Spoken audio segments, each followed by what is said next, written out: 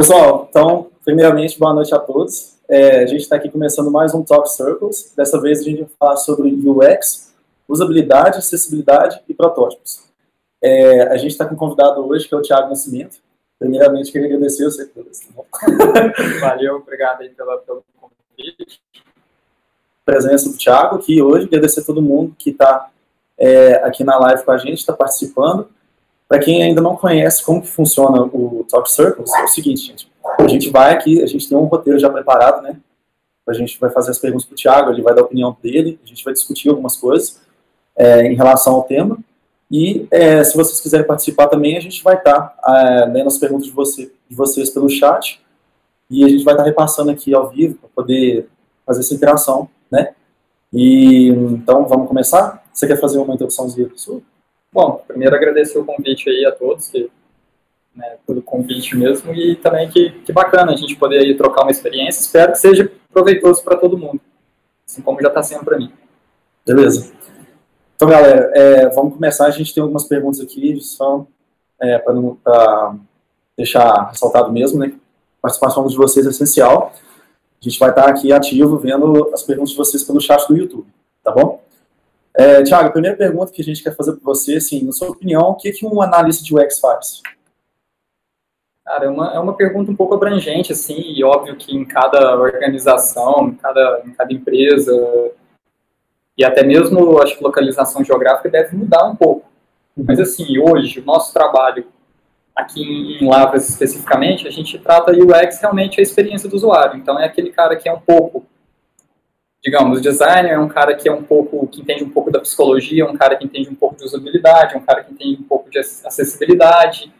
Ele tem uma experiência, uma vivência com sistemas, então, assim, ele consegue falar o que é bom, o que não é, como que funciona bem, como que não funciona. Então, assim, é isso que a gente, digamos, espera de um profissional de UX. E aí as suas responsabilidades se limitam... É difícil de limitar quais as responsabilidades de um analista de UX. Mas, assim, ele vai desde a concepção um pouco do projeto, não se tratando muito em regras de negócio, mas se tratando como o usuário interage com o sistema, até questões do tipo de satisfação do usuário, de facilidade de uso, de, enfim, fazer com que o usuário consiga atingir seu objetivo no sistema da forma mais simples possível e rápida, enfim, como o próprio nome já diz, é entregar uma boa experiência para o usuário. Beleza. Qual que é a qualificação necessária para algum profissional querer ser UX designer? Bom, no cenário que a gente vive aqui hoje, né, aqui dentro da UFLA, dentro da organização do Fundec, da MAF, a gente trabalha com pessoal que é formado em sistema de informação, que é formado em ciência da computação. Então, digamos assim, essa graduação, teoricamente, uma pessoa já estaria apta a poder vir trabalhar como, digamos, um júnior na área de UX. Mas, óbvio que espera-se que tenha um conhecimento, né, e mais profundo na questão de acessibilidade, usabilidade, concepção de sistemas, interface, um pouco de design. Então, novamente, né, é meio difícil de limitar. Então, qual que é a graduação que o cara tem que ter, ou qual a certificação que ele tem que ter? Espera-se que ele tenha um mix de conhecimento nessas áreas. A questão da computação, né, a maioria dos UX também tem um pouco de conhecimento mais de desenvolvimento, né? Claro, tem que pegar um pouco de front-end, eu acho que isso até é uma exigência do mercado, né, saber um pouquinho de front-end, né? Perfeito. Apesar, né, de não ter tocado no assunto, assim, pela galera ser de sistema de informação, ciência da computação, acaba que, assim, já está ali meio que intrínseco a graduação do cara, ele já tem um conhecimento de programação de sistema. Porque, óbvio que, assim, não adianta o cara desenhar a tela mais bonita ou propor uma interação perfeita, sendo que aquilo, computacionalmente falando, né, em termos de linguagem de programação, não for execuível. Então, o cara tem que conhecer de tudo um pouquinho para fazer acontecer. Fazer uma interface, assim, entre aspas, né, programável, né? Exatamente. De bola. Na sua opinião, por que é importante ter um analista de UX ou um UX designer numa empresa? É uma pergunta interessante, porque, assim, até mesmo um histórico de experiência pessoal aí, que eu já tive experiência, né, já a vivência. Uhum. Eu acho, assim, eu considero que um sistema ele tem ali seus alicerces. Uhum. Não adianta uma tela perfeita, uma tela muito bonita, sendo que ela é lenta demais ou que ela não funciona. Uhum. Também não adianta uma programação perfeita, um código perfeito, bem comentado, fácil de dar manutenção, fácil de se escalar, com boa performance, se o visual também é feio, se o visual é ruim. E também não adianta ter um visual bonito, ter uma boa performance, uma boa programação, se ninguém consegue usar. Então, assim, se você não tiver esses 3 alicerces, eu acho que nenhum produto vai ser sucesso. Uhum. Então, assim, a gente precisa de mesclar uma boa codificação, né, uma boa programação, com uma boa infraestrutura, uma boa performance do sistema. Obviamente que com um bom código, porque aí você vai conseguir dar manutenção, vai conseguir escalar o sistema, evoluir, evitar erros, enfim. E também trazer uma boa interação para o usuário. E aí, sim, com os 3 alicerces funcionais, aí sim um produto é de sucesso. Então, assim, né, respondendo a pergunta, qual a vantagem, né, de se ter faz a pergunta para mim de novo. Na sua opinião, por que é importante ter um analista de UX ou UX designer em uma empresa? Então, assim, né, só para responder mais diretamente, é porque não adianta um código bonito, não adianta um sistema bonito, se ele não traz uma boa experiência para o usuário.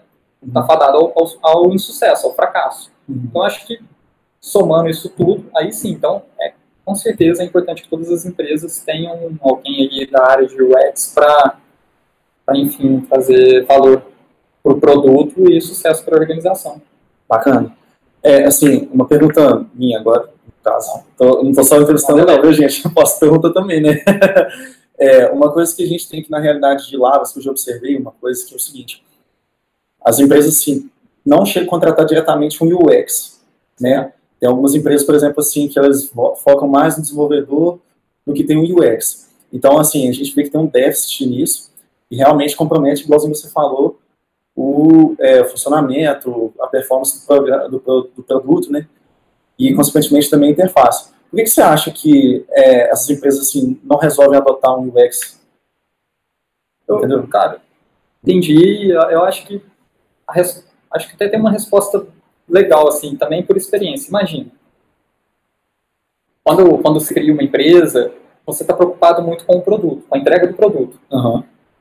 Empresa desenvolvedora de software, geralmente ela é uma boa desenvolvedora de software. Só que isso limita-se geralmente ao que a gente talvez aprendeu lá na graduação, ou que a gente aprendeu na vida, que é codificar, programar bem. Uhum. E muitas vezes a gente então não preocupa com o visual, com a interação do usuário, enfim, com a usabilidade. Então aquele lance assim, mais vale um sistema rodando do que o usuário satisfeito, inicialmente. Então assim, eu preciso ter o produto para eu vender, eu preciso ter o produto para alguém usar. Só que, à medida que os usuários vão ali experimentando o produto, usando o produto, trazendo aquele feedback de como que o produto foi feito, aí sim a empresa começa a se preocupar, fala assim, pô, a gente precisa de melhorar a experiência. A gente desenvolveu, a gente entregou, mas ele não está tão legal. A gente precisa de melhorar a experiência. E aí esse termo de UX, ou, imagina assim, talvez seja mais fácil você falar assim, cara, precisamos de mais programadores, porque a gente vai precisar de programar mais ainda. Cara, o que adianta? Vamos criar mais telas? Vamos criar mais funcionalidades? Ok, a gente entrega isso para o usuário. E aí, ele não consegue usar de novo. Até o momento que a gente se alerta e fala assim, opa, peraí, existe um profissional responsável por entregar uma boa experiência. E até tem um detalhe interessante que, assim, às vezes você entrega uma boa experiência com uma funcionalidade, com uma tela. Verdade. Um exemplo claro disso, não sei se é acho que é uma boa, não sei se é um bom momento, mas é uma boa analogia, que assim, quantas pessoas já criaram sistemas para postar foto? Já teve Fotolog, Flogão, enfim, inúmeros fotoblog e tudo mais. E hoje o Instagram é tipo um dos maiores sucessos. O que o Instagram tem em termos de funcionalidade diferente para esses? Tudo bem que hoje o Instagram evoluiu e tem alguns recursos maiores, mas assim, quando ele se tornou o principal sistema utilizado de fotos, o pessoal postava foto com 7 ou 8 filtros. Super simples. Só que você trazia uma boa experiência. E aí é que está o diferencial. Você entrava lá no flogão, você postava sua foto lá, vinha aquele monte de anúncio de um lado, um anúncio do outro, aquele texto gigante, você colocava o fundo preto escrito verde. É um saco. Aquela bagunça, ou seja, você tinha um sistema que postava foto, que publicava, e que o pessoal podia comentar, e que o pessoal podia curtir. Exatamente o que faz o Instagram. Só que o Instagram trouxe uma nova roupagem, um UX, né, uma experiência do usuário muito, muito simples, muito boa, muito atrativa, né? Um visual super simples, e aí, boa.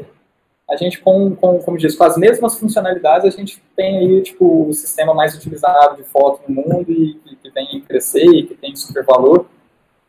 Enfim, a gente, né, precisa... Acho que as empresas, com o passar do tempo, vai percebendo que realmente é interessante ter UX, é importante ver, ter essa atenção e investir nisso traz retorno financeiro. Uhum. Então, acho que é uma questão de tempo. O problema, pensando em nós que trabalhamos na área de UX, é que esse tempo, muitas vezes, não é um mês, não é 2 meses, 6 meses. Às vezes vira 1 ano, 2 anos, 3 anos, mas acredito, inclusive por experiência de vivência, né, própria, aí, que as empresas vão, à medida do tempo, adotando isso. Assim, não necessariamente mais programadores. Isso não significa também tirar o emprego de programadores, não. Mas, assim, ok, precisamos de programadores, também precisamos de pessoas na área de UX, pessoas com esse tipo de visão. Sim, sem dúvida. Uhum. Então, foi uma muito boa resposta. Quais são os principais obstáculos que o UX enfrenta quando ele vai para o mercado de trabalho? Tá. Além disso que você falou agora. É difícil, talvez seja difícil falar, porque assim, cada UX designer deve sofrer, né, dependendo do cenário da sua empresa, da sua organização que trabalha. Mas assim, coisas que eu já vivenciei, né? Você chega ali e você, não sei, às vezes você quer desenhar uma coisa e o programador ele quer programar diferente. Uhum. Já rola ali um conflito de interesses. Outra, em empresas de metodologias ágeis, né, como Scrum, até onde vai o trabalho do PO e até onde vai o trabalho de um UX designer numa concepção de tela? Então, assim, fica meio que mesclado. Peraí, o UX designer vira PO, nesse caso, o PO é o UX designer, como que ele, ou se não, se cada um é na sua, como que eles podem unir? Isso acho que é uma outra grande dificuldade. Uhum. E por fim, aí isso acho que qualquer designer, inclusive, não só, né, da área de UX, deve sofrer, é aquele lance, cara. Você desenha isso, é codificado isso. Exatamente. E lá na frente, quem que vai ser cobrado? Né? Provavelmente, em termos de design, vai ser quem desenhou isso, esperava isso, porém foi codificado isso. E aí, assim, aproveitando o ensejo, que assim, eu acho que nem isso, tem que ser um meio termo. Entendeu? E aí é uma outra grande dificuldade, que é chegar nesse meio termo, até onde dá para codificar como foi desenhado, ou até quando dá para desenhar como se pode codificar. Uhum. Então, assim, talvez esteja aí o maior dilema, talvez, assim, que eu vejo de um UX designer, é conseguir chegar nesse meio termo, que seja bom para o programador, bom para quem desenhou e, óbvio, bom para o usuário final. Fica um impasse, né? O pessoal também nos comunica e acaba que prejudica muito o andamento do projeto, né? Esse sentido de não se comunicar, é muito importante que o UX designer, né, esteja mais inserido no time. É o que se preza, inclusive, o design thinking, né, tipo, mais inserido nas equipes, fazer rodadas. Mas existem equipes ou até organizações que trabalham assim, né? A gente tem um UX designer e a gente tem 100 programadores. Uhum. Aí o UX designer fica lá no escritório X e os outros programadores ficam espalhados pelo mundo. Cara, assim, não vai dar certo. Muito provável. É verdade. E assim, tem um outro problema também, assim, que você não chegou a comentar, mas que eu já presenciei e já vi outras pessoas comentando, que é o seguinte: o UX designer, tem gente que acha que o UX ele é só o cara que faz a tela que deixa o sistema bonito. Depois que ele faz a tela, acabou o serviço dele. Não é bem assim, né? Então, assim, muitas vezes o UX pode ficar ocioso ao longo do projeto, né? Assim, na verdade, eu acho que isso não é nem culpa tanto assim do UX, pode ser também um planejamento que não foi tão efetivo, né? Mas, assim, o que você sugere quando uma pessoa está nessa situação? O que você fez? Digamos assim, você já desenhou, o sistema já tá em produção, ou já está em desenvolvimento, e aí o cara tem uma certa ociosidade, porque a criação não depende mais dele, Isso, só. Cara, eu acho que vai muito da questão do planejamento, e assim, definição das responsabilidades. Quais são as responsabilidades do UX designer nesse caso? Ele é só um UI designer que só vai criar a tela e vai entregar para ser codificado, ou ele realmente vai trabalhar com a experiência do usuário? Se ele realmente for trabalhar com a experiência do usuário, acho que era imprescindível, imagina. Prototipei. O pessoal vai agora codificar. Cara, pega esse protótipo, senta com alguém, e aí é até engraçado, né? Lógico que depende do nicho, do sistema que está sendo desenvolvido, mas assim, cara, senta com o seu irmão, senta com o seu pai, senta com sua mãe, senta com quem você tiver próximo e fala, tenta usar aqui o sistema. Lógico que depende do nicho, né? É importante que você tente aplicar ali de acordo com o seu... Se você está fazendo um sistema para criança, se sente com uma criança. Se você está fazendo um sistema que é para toda a população, aí sim, vale a pena sentar com qualquer pessoa e testa o protótipo. Cria o protótipo à mão, desenhado, no papel, de forma interativa. Então, tipo, o cara clica ali, você vem e bota o papelzinho em cima. Cara, sabe? Enquanto a galera está codificando, você vai descobrir, isso é comum, é normal, você vai descobrir inúmeros problemas, inúmeras melhorias a se fazer naquele protótipo que a galera já está codificando, sem antes estar na mão de um usuário final. Porque assim, né? Muito melhor você achar esses problemas ou essas oportunidades de melhorias antes do que na mão de um usuário. Com certeza. Até porque também já compromete muita coisa, né? Se pegar no usuário final e tal, né? O custo, né, também é muito mais elevado, né? Um sistema que já está em produção, por exemplo. Com certeza. Isso aí é realmente uma coisa bacana. Acho que a gente vai até abordar esse assunto. Você falou de teste com usuário mais para frente, tem umas perguntas falando sobre isso também. Vai dar para aprofundar um pouquinho mais no assunto. A gente tem alguma pergunta? Enquanto não? Tá. Deixa eu ver. Quais são os erros básicos ao prototipar um software? Cara, assim, talvez, assim, onde que dá pra gente começar conversando, acho que as 10 heurísticas de Nielsen. Sim. Aquelas heurísticas ali, eu diria assim, para um bom design, para um bom UX, ou até para um bom PO, enfim, quem concebe delas, eu acho que devia ter aquilo ali como um mantra, e aquilo talvez seja só o início. Então, imagina, a gente tem ali 10 heurísticas. Vamos lá, vamos falar de facilidade de uso. Pô, o cara coloca um botão que não é clicável, que não dá para clicar. Já é um tipo, problema grande. Feedback. O cara tá numa tela e ele não sabe onde ele tá. Então, assim, cara, aquelas 10 heurísticas ali, elas têm que ser rezadas. Só que aquilo ali ainda acho que é só assim, é só o começo. É meio que uma base, né? É uma base. Então, assim, para ser mais direto, quais são os maiores erros, né, ao se prototipar uma tela? Acho que, assim, aqueles 10 ali, cara, se um deles está sendo infringido, e que é comum, né, é comum que eu digo no seguinte sentido, todo e qualquer sistema dá para melhorar. Tendo tempo e dinheiro, dá para melhorar o quanto der. Mas, assim, se você tentar que aquelas 10 heurísticas sejam, pelo menos assim, né, parcialmente bem atendidas, está excelente, cara. A gente tem uma pergunta aqui online, da Bianca Branca Leone. Ela está perguntando o seguinte: fala um pouco do que você acha sobre a necessidade de UX estar também ligado ao negócio, entender para propor soluções melhores. Uma cara feliz. Excelente, como que acha? Bianca. E Bianca, valeu aí pela participação, cara. Bacana. E aí, assim, a experiência que eu tenho é muito correlacionada à área de negócios com o UX. Um exemplo legal é o seguinte: uma pergunta trivial que é feita em reuniões de negócios, e aí eu acho que com envolvimento até de UX designer, quando possível, e só voltando um pouquinho ao assunto que a gente tinha falado, que eu acho que quanto mais próximo o UX designer está da concepção, lógico, dependendo da viabilidade, né, e disponibilidade dele dentro da organização, melhor. Então imagina assim, se um UX designer está alocado numa reunião de negócios qual a gente vai conceber um sistema, olha só uma diferença de pergunta que faz total sentido. gente está numa reunião de negócios que o usuário vira e fala assim, eu preciso de uma tela, aliás, eu preciso de um sistema, né? Por isso, né, a gente está aqui para reunir. Ok. Muitas vezes, um analista, ele pode fazer a pergunta do tipo assim, ok, qual ferramenta você precisa? Ou o que você precisa na tela? E aí, acho que a grande sacada assim, da experiência do usuário é mudar esse paradigma. Na realidade, é o seguinte, qual é o objetivo que você tem com esse sistema? A tela, quem propõe, somos nós da TI, e não o cliente. A forma com que ele vai interagir, quem vai propor e quem é o melhor para propor nesse sentido, também somos nós e não o cliente.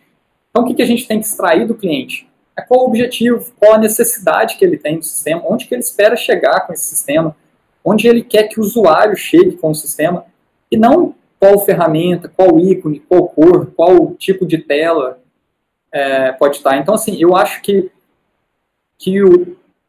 o maior envolvimento possível de um UX designer, né, do pessoal da área de concepção, nessas reuniões, por exemplo, nessas conversas, nessas concepções de sistemas, de tela e de regras de negócio, melhor. E aí, essa mudança de paradigma do tipo, não é desenhar o que foi pedido. Melhor dizendo, não é desenhar como foi pedido, é desenhar para atender os objetivos qual foi pedido. Bom, espero que tenha solucionado assim, né, trazido alguma experiência aí. Caso não, manda a pergunta de volta aí para a gente falar mais sobre. Se você tiver mais alguma dúvida, Bianca, pode mandar para a gente aqui, e todo mundo que estiver assistindo também, a gente dá um tempinho aqui no nosso roteiro que a gente vai solucionar a dúvida de vocês assim que é possível. Beleza? Então, Thiago, deixa eu ver aqui, eu perdi. Tá. A gente sabe que tem duas coisas que estão relacionadas à nossa profissão, né? Tem o UX e tem o UI. Só que, assim, qual que é a relação dos dois? Do UI e do UX? Tá, cara, eu entendo, assim, fazendo uma analogia, até tem uma imagem que mostra isso, eu entendo assim. UI são os elementos visuais. Uhum. Então, né, de user interface, que é a interface do usuário, são os elementos. Então, imagina assim, um botão, uma bateria, uma tela, uma capinha, tudo isso compõe um celular. Então, esses são os elementos do celular. Essa é a UI do celular. Já então, fazendo como analogia, assim, né? Você tem aqui, tipo, um desenho que é uma câmera, um desenho que é um flash. Cada um desse elemento aqui faz parte de um elemento de um UI. Uhum. Quando você junta tudo isso, junta uma capinha também, é um elemento gráfico, um elemento visual.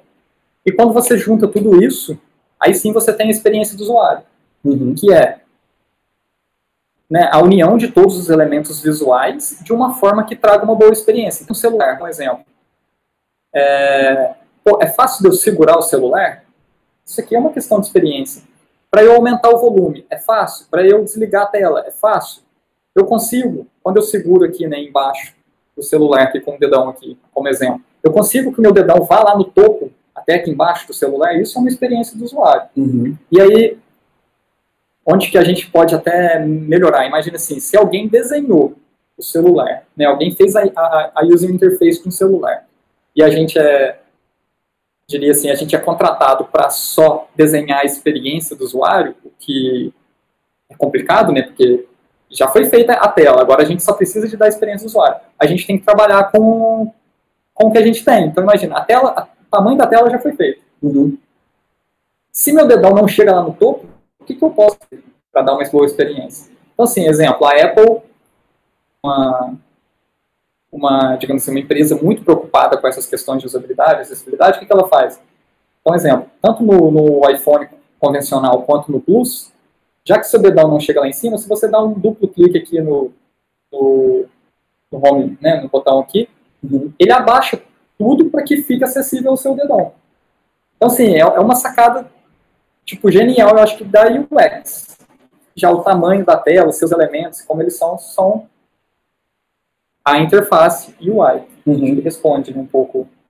A analogia que eu comentei do início da imagem é como se fosse assim, você tem os sucrilhos, você tem o leite, você tem a tigela e você tem a colher. Isso são os elementos gráficos.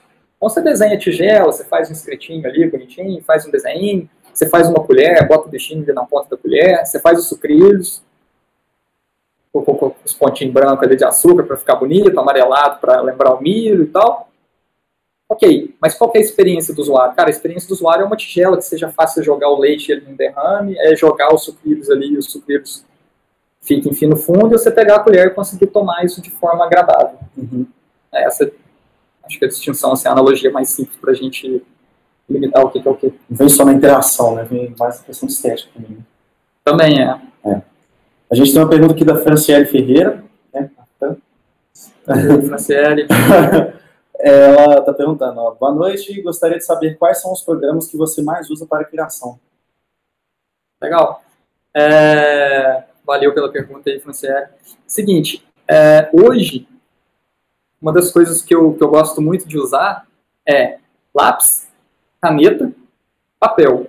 Essa acho que assim, é a forma mais fácil, rápida e barata de se prototipar, de se conversar. Então, exemplo, se a gente fosse agora reunir aqui e discutir algum projeto meio que rápido, acho que a forma mais rápida e eficaz de se fazer é através disso.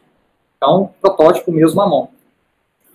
Ainda falando de ferramentas, aí óbvio que, né, que você tende a querer melhorar. Então, eu comprei umas canetinhas Nankin, comprei uma canetinha colorida, você vai... E aí, à medida com que você vai lidando com essas ferramentas, ainda que à mão, os protótipos vão ficando mais, como diz, vão ficando mais profissionais e, às vezes, parece até impresso, não parece que foi desenhado à mão. Isso é uma coisa legal.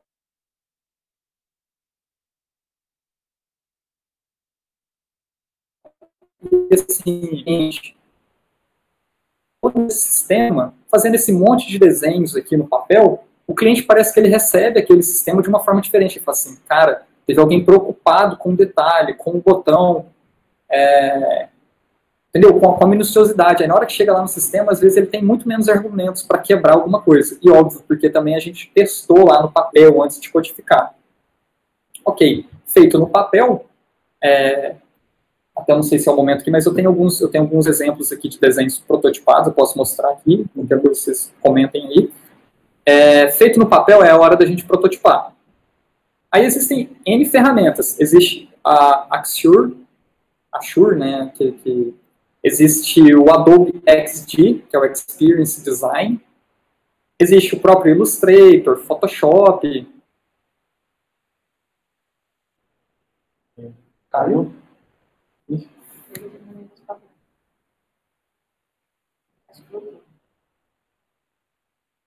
Dá um ao vivo aqui pra... Já tá? Voltou? O pessoal tiver mandando aqui, mas a equipe tá toda aqui, já parece que já voltou. A equipe é boa, gente. Então, eu não sei em qual ponto cortou. Você consegue posicionar? Gente, vocês que estavam aí o pessoal da produção aí, vocês sabem me falar até que momento que cortou? Lombardi, onde a gente parou, Lombardi?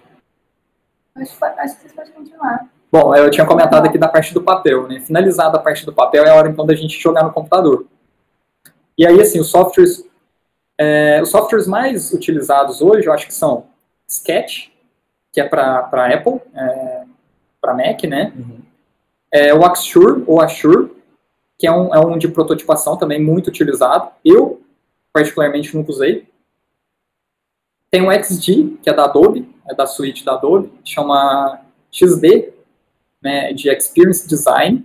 Esse é muito legal, eu uso, é muito simples, muito fácil e rápido para criar.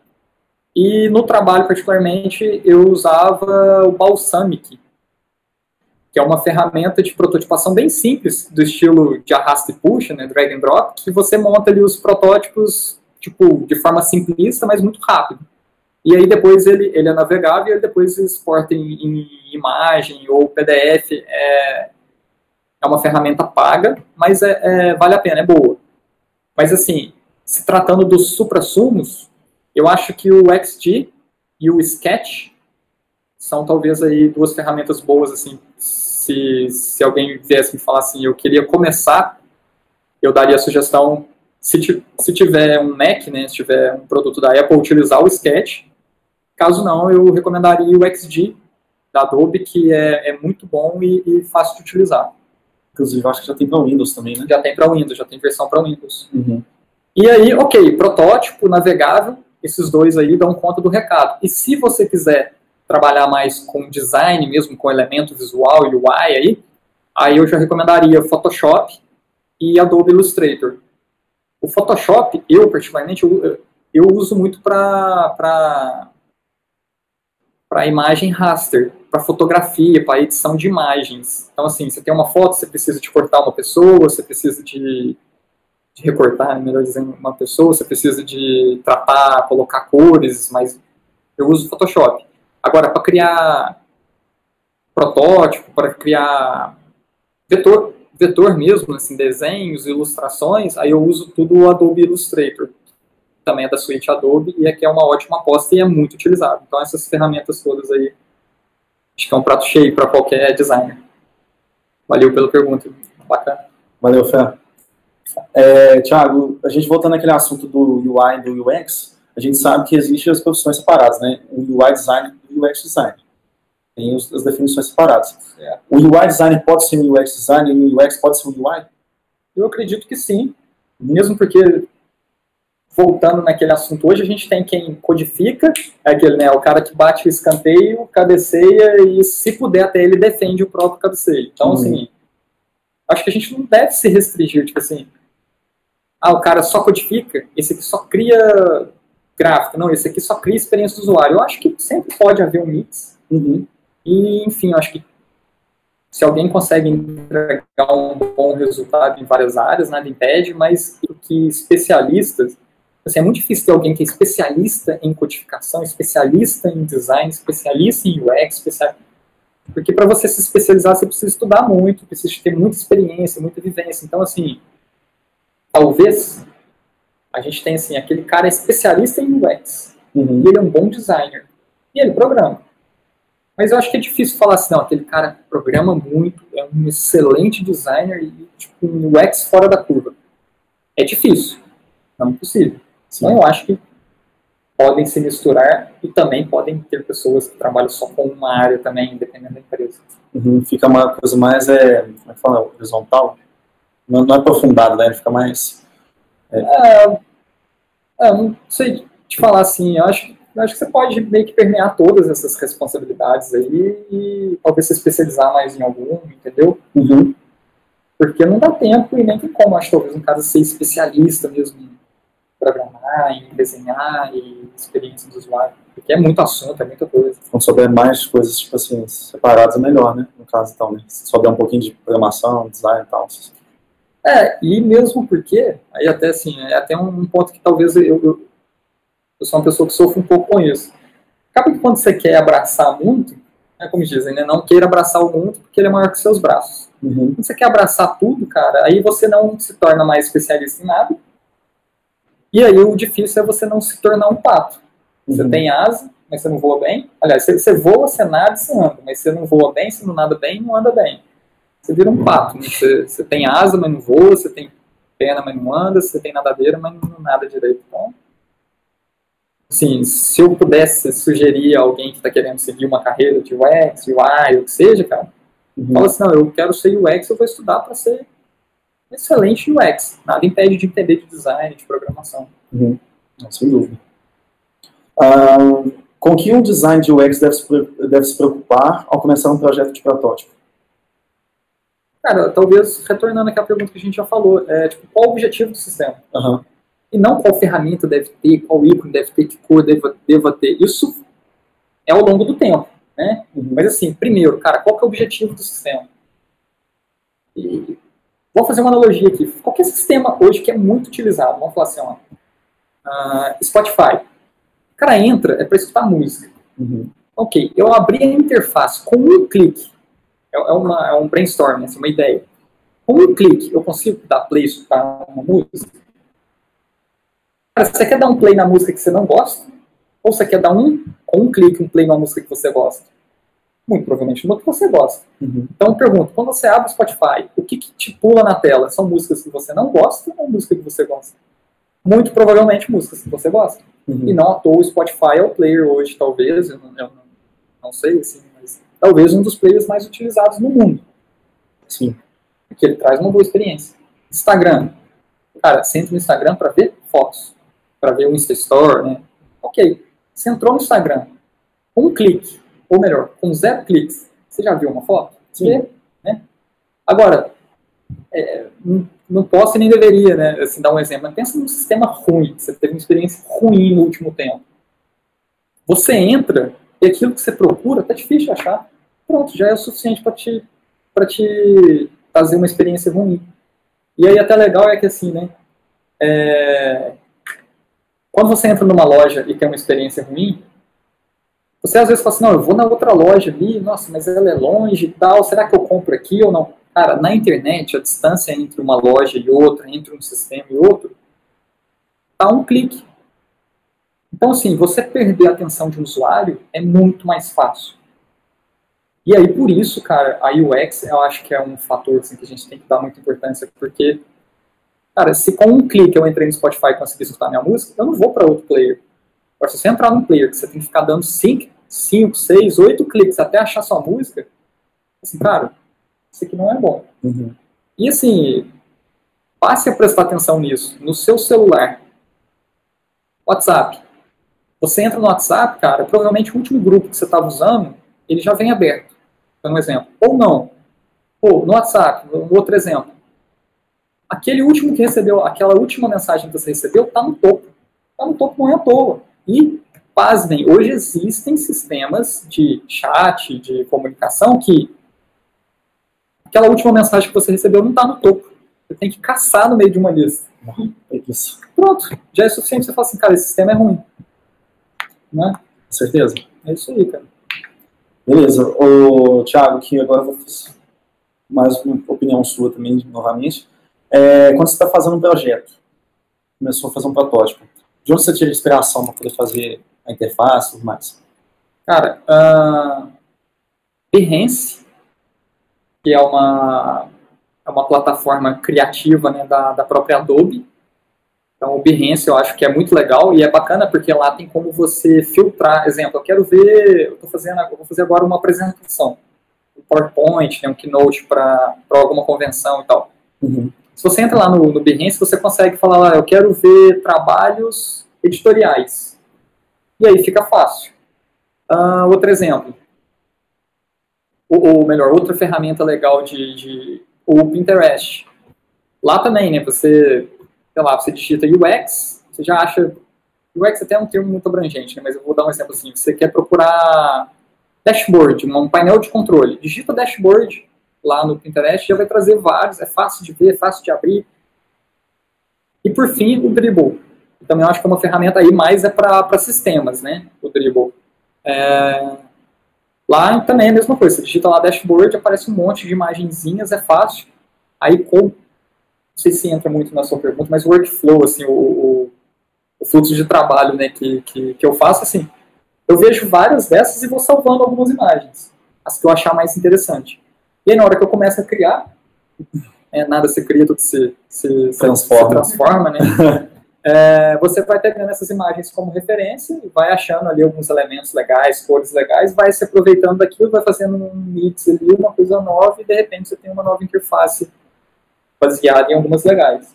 Uhum. E algumas vezes também é baixar o santo, né? Fechar o olho, pensar em alguma coisa louca e começar a desenhar. Mas, como diz, quando você tem mais tempo, né? Nem sempre isso no ambiente de trabalho é o que reflete. Inclusive, vou fazer uma pergunta depois sobre isso também. Só que a gente está com uma pergunta aqui do... Os caras eu não conhecem ele, o Gustavo Dominguete. Gustavo Dominguete. Esse nome não é estranho, né? Nossa. Famoso. Ele está perguntando aqui, você acha que se o profissional de UX e UI, sabendo um pouco de como programa front-end, possui uma facilidade maior de criar protótipos sem muitas modificações dos desenvolvedores finais? Cara, com certeza. Valeu, Gustavo, aí pela participação aí nos bastidores aqui no ponto. Mas é o seguinte, excelente questionamento, porque imagina assim, não adianta desenhar aquilo, né, da mão que eu estava brincando, não adianta eu desenhar algo que não é codificável. E não adianta eu codificar algo que não é desenhável. Então, assim, é muito importante, eu acho que essa multidisciplinaridade da pessoa. aquele cara que é UX, talvez que ele saiba programar, não que ele seja especialista de front-end, mas que ele já tenha tido uma experiência em programação, ou que ele entenda como que se faz um HTML, como que funciona o CSS, justamente porque na hora de programar, o cara vai ter aquela sacada do grid, ele vai ter a sacada ali enfim, né, em termos mais técnicos, do margin, do padding, da altura, largura, enfim. Todos esses detalhes eu acho que são muito importantes, porque o cara já desenha a tela, né, ele já prototipa ali a tela, já pensa na experiência do usuário de uma forma que é factível de programar. Então, assim, eu acho que é excelente essa multidisciplinaridade de o cara de UX entender de front-end, e até do cara de front-end entender um pouco de design, porque muitas vezes, assim, né, no dia a dia a gente vai enfrentar problemas do tipo, pô, eu preciso de codificar uma tela que essa tela em específico ainda não tem o design. Eu não preciso de ter o design de todas as telas, mas se eu já tenho conhecimento de design, eu vou replicar um pouco do que já está em outras telas no código. Então, eu acho que assim, é importante essa vista, tanto de o UX, o designer em si, ter conhecimentos de front, quanto o front ter conhecimentos de design. E aí, com certeza, cara, acho que o tiro é mais certo, né? A gente não precisa ficar refazendo coisas, remodelando, redesenhando. Enfim, é mais assertivo. Boa pergunta, valeu aí pela participação. Valeu, Best. Voltando naquele assunto de inspiração para criação de protótipo, tem um dia que a gente assim, não está no clima para poder criar, né? Então, assim, a gente tem aquele famoso bloqueio criativo. Como você lida com um bloqueio criativo? Cara, se procurar bloqueio criativo aí no Google, vem uma enxurrada, né? Acho que cada um tem uma técnica, uma mandinga aí, talvez, né, para fazer. Especificamente, cara, eu acho que assim, enquanto tá sob pressão, é o momento mais difícil, com certeza. Então, assim, você tá com bloqueio criativo, tá difícil, e você ainda tem 4 horas para entregar uma tela. Cara, aí eu acho que é a hora de aproveitar-se mais do que já está pronto. Então, imagina assim, eu não estou falando em termos de, eu estou falando em termos de entrega. Tipo assim, para efetivar uma entrega durante um bloqueio criativo. Para efetivar uma entrega durante um bloqueio criativo, o que eu hago? Qual que é a minha sugestão? Imagina, se a roda já está pronta, a gente não precisa refazê-la. Se a gente já tem bons exemplos de design, e a gente pode utilizar isso como referência, lembrando, né, nada de cópia dura, né, nada de pegar e replicar, né. Mas assim, se você consegue usar isso como referência, vai te facilitar no bloqueio criativo entregar alguma coisa que você precisa em 4 horas. Essa eu acho que é para entregar durante o bloqueio criativo. Agora, sobre como melhorar a questão do bloqueio criativo. O que eu sugiro? Cara, a história mesmo mostra, as maiores invenções foram feitas fora do horário de trabalho. O Eureka lá, a maçã, por exemplo, o cara não estava dentro de uma sala estudando, né? Reza a lenda que ele estava sentado debaixo de uma macieira em frente à universidade, quando caiu uma maçã na cabeça dele, e aí veio a ideia. Enfim, existem outras grandes inovações do passado aí, que o cara estava na banheira, o cara estava tomando um banho, enfim, o cara estava se divertindo.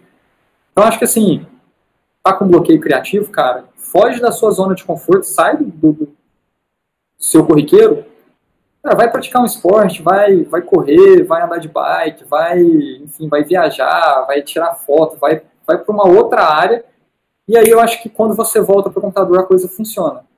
Assim já aconteceu comigo algumas vezes, sempre que em meio a um bloqueio criativo eu procuro fazer isso. É sair do tradicional, buscar outras coisas, e depois quando você volta com outra cabeça, enfim, é hora de fazer acontecer. Pô, isso é bacana. Vou levar isso como uma coisa que eu tô em bloqueio criativo hoje. Peraí, só um instante que alguém me ligou. Você já falou de quais ferramentas que você trabalha, né, que você usa, mas assim, a gente também tem as metodologias e tem os artefatos UX, né? Por exemplo, tem o storyboard, card sorting, teste com usuários, que inclusive você já tinha comentado antes, né? Quando estiver ocioso ao longo do projeto. Quais dessas metodologias, artefatos você tem mais que você já trabalhou? Qual que você utiliza? Bom, apesar da gente estar conversando aqui muito sobre UX, acaba que assim, a minha área de atuação hoje mudou muito.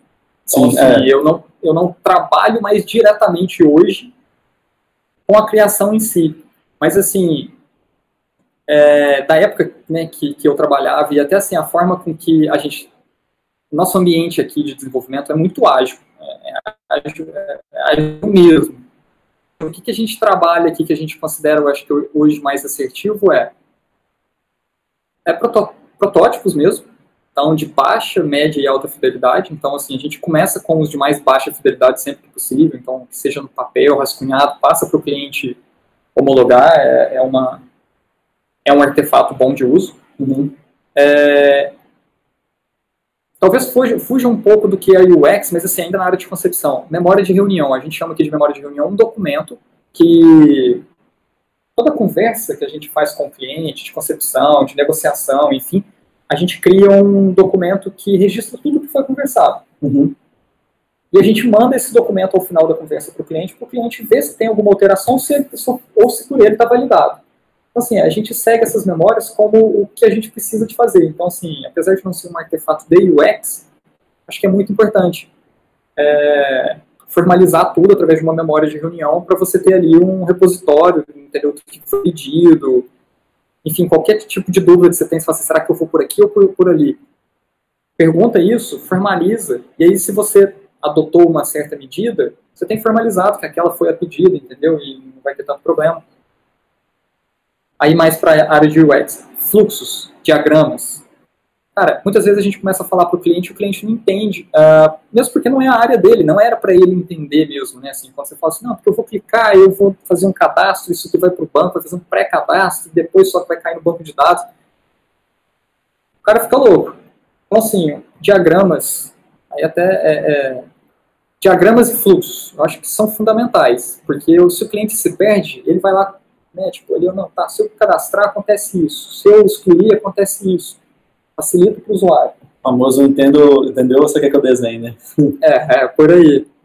E roadmaps também acho que é interessante, apesar de que hoje no trabalho a gente ainda não utiliza, porque, enfim, você vai fazer ali seu mapa do produto, você vai entender exatamente para onde você tem que ir, como você tem que ir e dar visibilidade ao cliente. Enfim, eu acho que todos os artefatos, cara, são interessantes. Uhum. Fazendo só um rápido comparativo com a nossa agilidade que a gente tem, eu acho que é o seguinte, os artefatos são aqueles que entregam o melhor resultado. Acho que é difícil falar qual é o melhor artefato, é o que entrega o melhor resultado para você. Se o fluxo nesse momento funciona bem, utilize o fluxo. Se o diagrama é melhor, use o diagrama.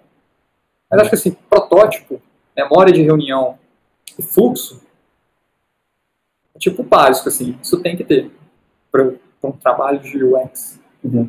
Só uma perguntinha rápida, você falou que vocês são ágeis aqui, é bem ágil, né? Então, tipo assim, como que o UX faz? Ele já desenvolve as telas todas de uma vez ou vai produzindo ao longo das sprints? A gente tem aqui um cenário assim, de mais de 100, digamos assim, mais de 100 desenvolvedores, então a gente tem vários cenários diferentes. Sim. Mas a ideia é sempre assim, prototipar antes, mas não prototipa o sistema como um todo, prototipa aquelas funcionalidades que vão entrar na sprint. Uhum. A gente também não prototipa todas as telas, a gente prototipa aquelas telas que dão subsídio para desenvolver todas. Uhum. Então, imagina assim, em um CRUD convencional, a gente cria a listagem, né, a visualização, a gente cria uma de cadastro, a gente cria um exemplo de quando o cara clicar em editar, e uma de deletar, nesse caso, as 4 telas. Mas se a tela de edição, digamos, tem vários passos, não necessariamente a gente prototipa os 4 passos, entendeu? Se não necessário. Então, assim, novamente, a gente prototipa aquilo que é necessário. Uhum. E a gente não cria um protótipo de usabilidade, né, um protótipo navegável de 100% do sistema. A gente cria o protótipo só do básico, e aí, na hora que a gente entrega ali a funcionalidade básica para o cliente, a gente meio que abandona o protótipo e começa a utilizar o sistema mesmo. Se o cara quer uma alteração, a gente não altera no protótipo, a gente altera direto no sistema. Uhum. Até o momento que o cara fala assim, eu quero conceder agora uma tela completamente nova. Aí talvez a gente volte para o protótipo. Entendi. Bom, a gente já falou aqui sobre usabilidade, sobre protótipo, então a gente vai para o terceiro tópico, né, que a gente definiu, que seria acessibilidade. Falando um pouquinho sobre acessibilidade, gostaria de pedir para explicar um pouquinho sobre esse termo. Quer dizer, gostaria de pedir para você explicar um pouquinho sobre o que é acessibilidade. Acho que foi usabilidade, não sei. Não, tá certo. Acessibilidade, o que é e qual que é a importância da acessibilidade? Bacana. Para começo, assim, eu acho que é importante o seguinte. Quando a gente fala de acessibilidade, a gente logo pensa em alguém que tem um tipo de deficiência física, motora, psíquica, enfim. Cara, na realidade, a acessibilidade acho que é para todo mundo. Acho não. Acessibilidade é para todo mundo. Como assim? Todos nós somos usuários beneficiados pela acessibilidade? Sim. Por quê? Quando você vai... dar um exemplo aqui, tipo... banheiro. Se você chegar no banheiro e você conseguiu lavar a mão porque o lavabo está na sua altura, significa que teve acessibilidade a você. Se uma consegue lavar a mão, não teve acessibilidade a ela. Aí imagina assim, você fala, agora então vou desenhar um banheiro para crianças. Você vai e coloca o bebedouro ou bebedouro no banheiro, acho que a pia, para pensar num banheiro de shopping e tal, uma coisa maior assim. Mais moderno, né? Mas imagina assim, você vai lá e coloca uma pia, eu esqueci o nome, como é que chama isso? Uma bacia, a pia. É a pia. Você vai e coloca uma pia muito baixa. Aí você que é um cara alto, chega lá, você não consegue usar a pia. Ou seja, significa que não tem acessibilidade? Não, significa que tem acessibilidade, mas tem acessibilidade para quem é pequeno. Não tem acessibilidade para quem é grande. Uhum. Aí vamos lá, colocamos uma pia lá no alto. Para você agora se torna acessível. Excelente. Para uma criança não. Então acessibilidade é para todo mundo. Beleza. Então quando a gente entra num site, imagina assim, o site vem inteiro preto, certo? Tudo apagado, mas ele vem funcionando para quem tem deficiência auditiva, ou seja, você entrou no site, o leitor de telas lá, né, o leitor de deficiente auditivo consegue ler tudo que está na tela. Ou seja, não teve acessibilidade para a gente. Então quando você coloca um texto na tela, digamos assim, uma tela com fundo escuro, um texto branco, significa que tem acessibilidade. Então, sim, resumindo, acessibilidade é para todo mundo. Agora, o que é acessibilidade nesse sentido? É transformar o objetivo daquele sistema acessível a uma pessoa. Então, imagina assim, eu entrei no sistema e eu preciso me cadastrar. Ok, entrei e o formulário é feio. Significa que ele tem interface feia. Não, o sistema é bonito. Interface bonita.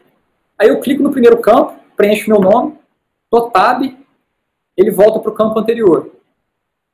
Significa que ele tem baixa usabilidade. Só que, imagine, eu não tenho mouse, eu só mexo através de teclado.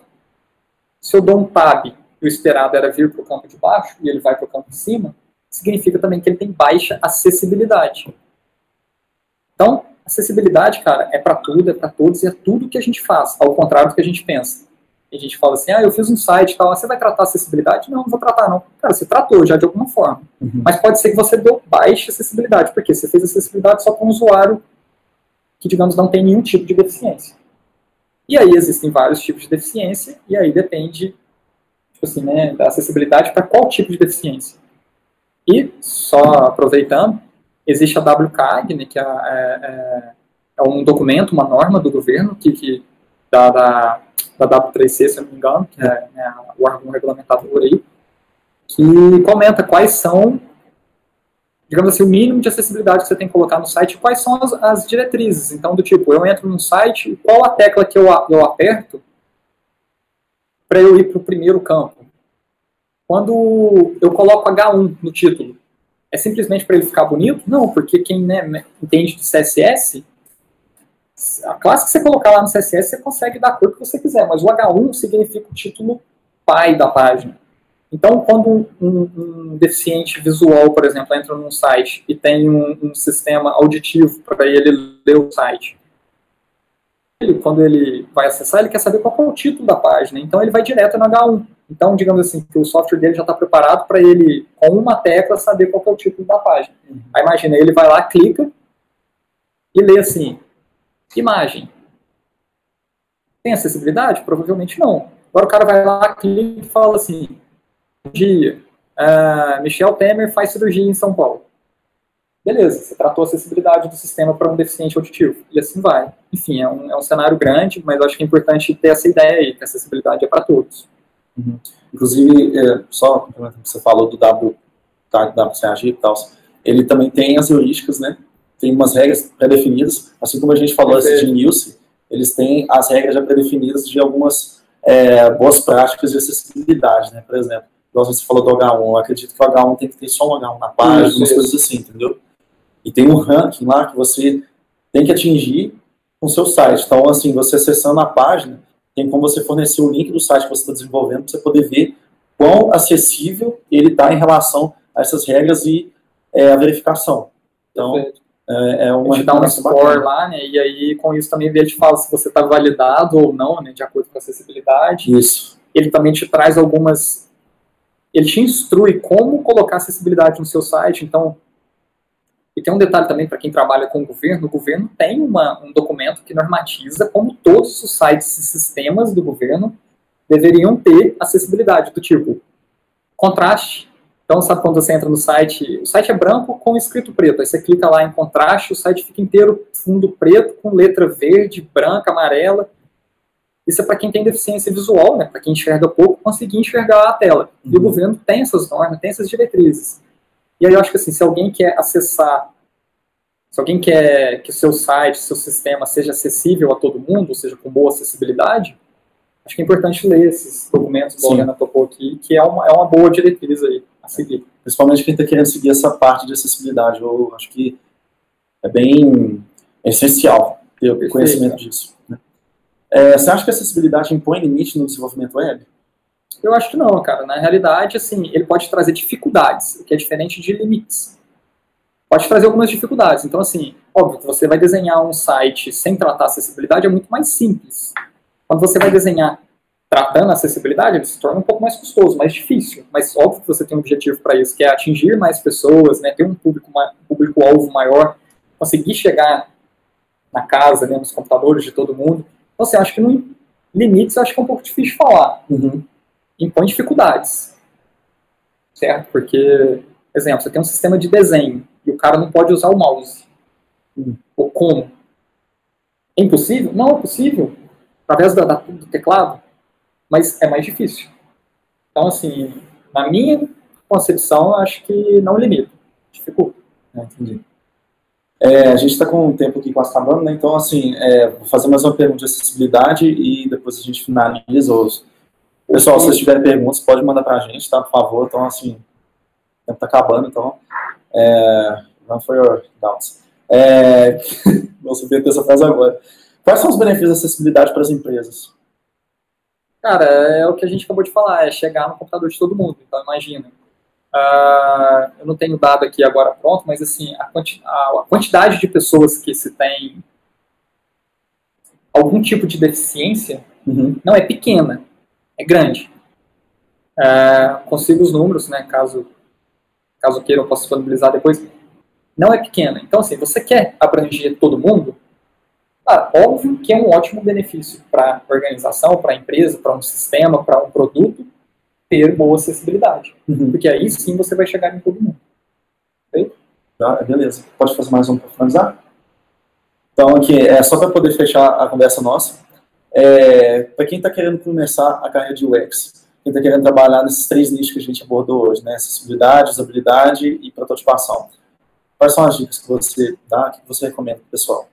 Cara, primeiro, para começar, acho que tem muito artigo, tem muito vídeo, né? Hoje a gente está na era aí da informação, né? A gente tem muita coisa na internet boa. Lógico que também tem muita coisa ruim, mas assim, tem muita coisa boa no YouTube para descobrir como usar Photoshop, como usar o Adobe XD, como usar Illustrator, como criar um template, como desenhar. Então, assim, procure informação.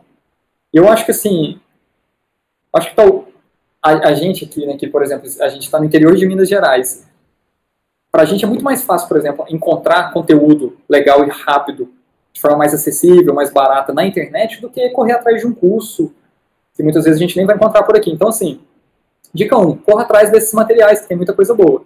Dica 2, cara, mergulha, cria, aí é interessante que é o seguinte, para ter bons produtos de design, de UX e tal, você não precisa necessariamente estar trabalhando diretamente com isso. Então, assim, cara, cria um portfólio fake e começa a postar, cria um Behance, cria um Dribbble, cria um portfólio online e começa a postar seus trabalhos. começa a olhar as galerias, começa a comentar, começa a tentar... Outra coisa também é aquele lance, né, de tipo, não tentar reinventar a roda. Pega exemplos que você acha legal e tenta reproduzir. Aí, lógico, isso não é autoral seu. Mas aí, depois que você conseguiu reproduzir, significa que você já entende da ferramenta. Agora começa a criar a sua linguagem, o seu estilo, o seu layout e começa a publicar. Cara, logo, logo, assim, para quem está começando, logo, logo, cara, você com um bom portfólio, com bons exemplos, boas peças, logo, logo vão ter aí empresas atrás de você. E se você também estiver atrás de empresas, obviamente uma empresa vai te pedir, pode pedir a graduação, pode pedir isso tudo, mas assim, o mais importante acho que é o portfólio. E com um bom portfólio, ainda que fake, significa que fake no sentido que não é de clientes reais, tá? Mas que é seu.